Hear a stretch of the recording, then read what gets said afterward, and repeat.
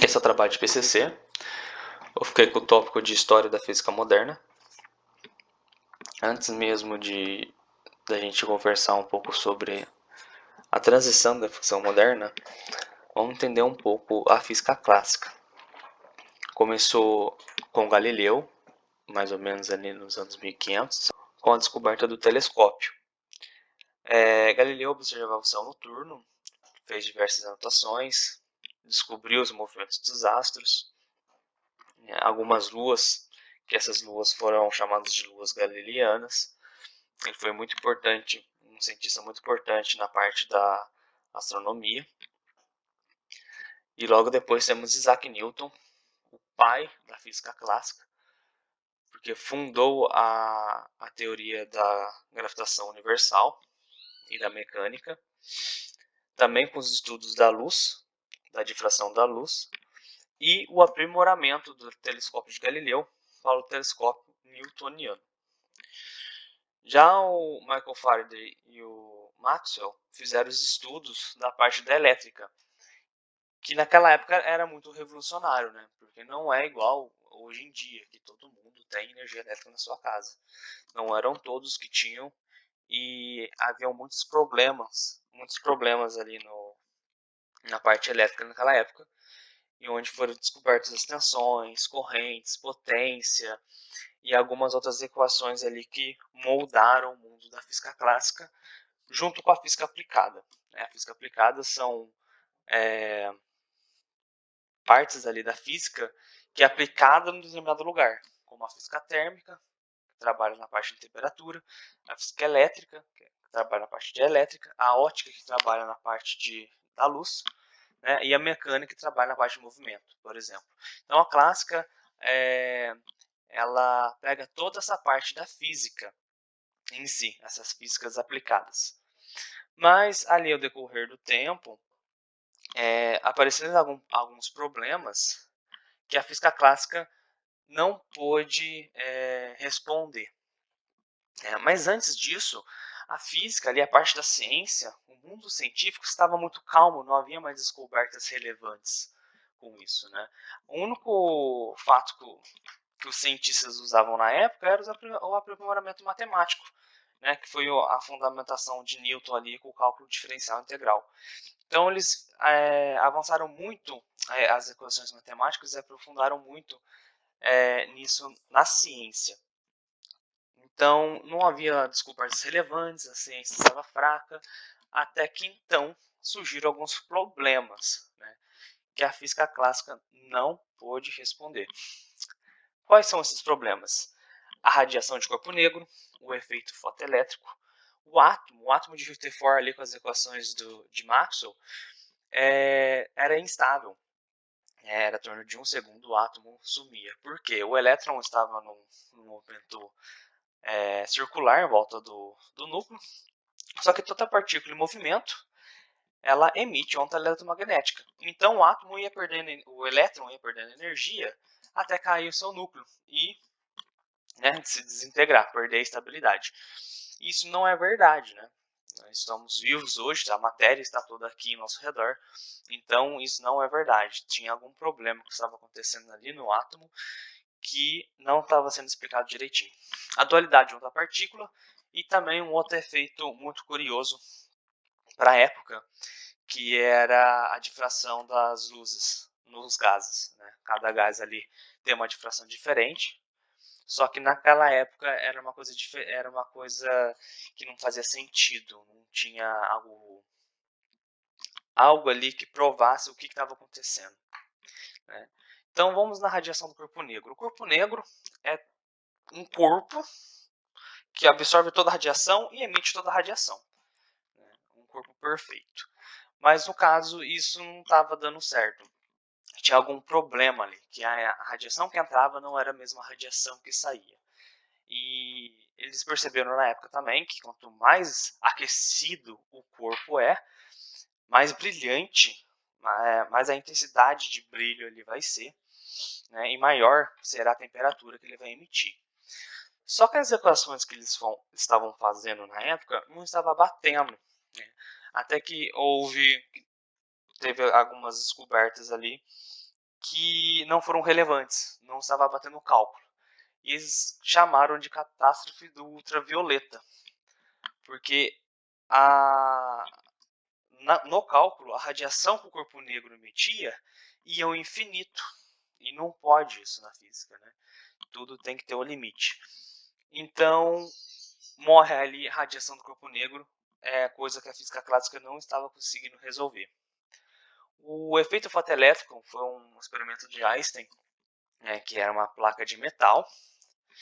E, como você está vendo aqui, uma placa emissora, um feixe de luz. Essa aqui é a placa de metal. E aqui é uma placa coletora. Você incidir a luz no metal. Esse metal aqui ia ser iluminado e ia emitir uma luz.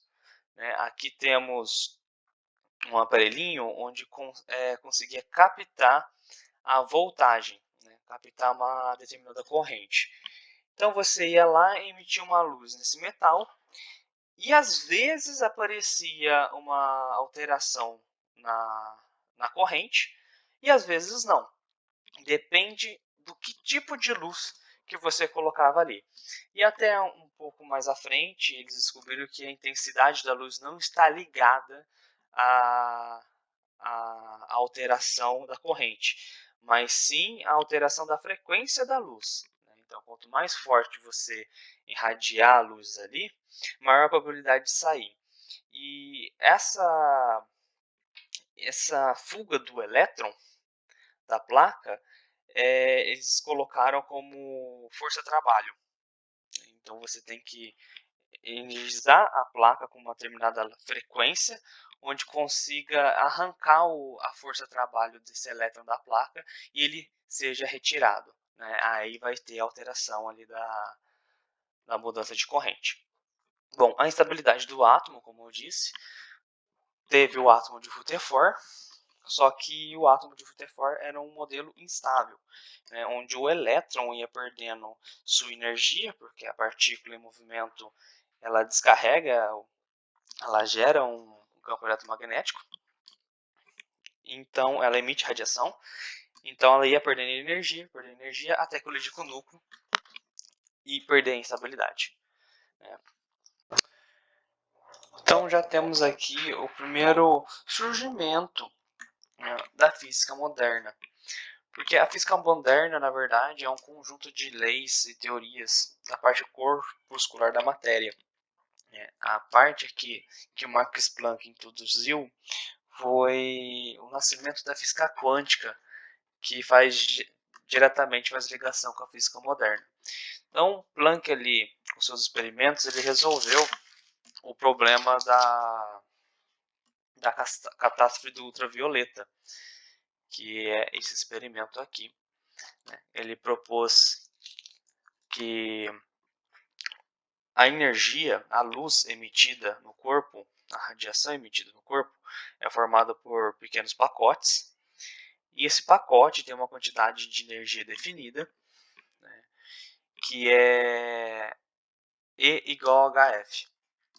H é a constante que ele descobriu para achar a energia definida de cada pacote. E a frequência é a frequência que o corpo aqui, do corpo negro, emite conforme vai aumentando sua temperatura.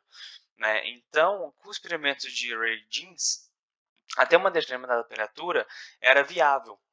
Após o corpo receber uma temperatura a mais, uma temperatura superior ali, ele começava já a transbordar a radiação ao infinito. Isso não é verdade, porque nós da física respeitamos a conservação de energia. Então, o que entra tem que sair, não pode ser a mais. No caso aqui estava acontecendo um confronto com essa lei que não estava legal, porque essa parte da lei de Rayleigh-Jeans estava voltado com a física clássica. Até então, o descobrimento dos pacotes de energia que Planck propôs, que foram batizados de quanta, aí que vem a física quântica. Então temos aqui o nascimento da física moderna com a primeira descoberta de Planck, que é os quantas.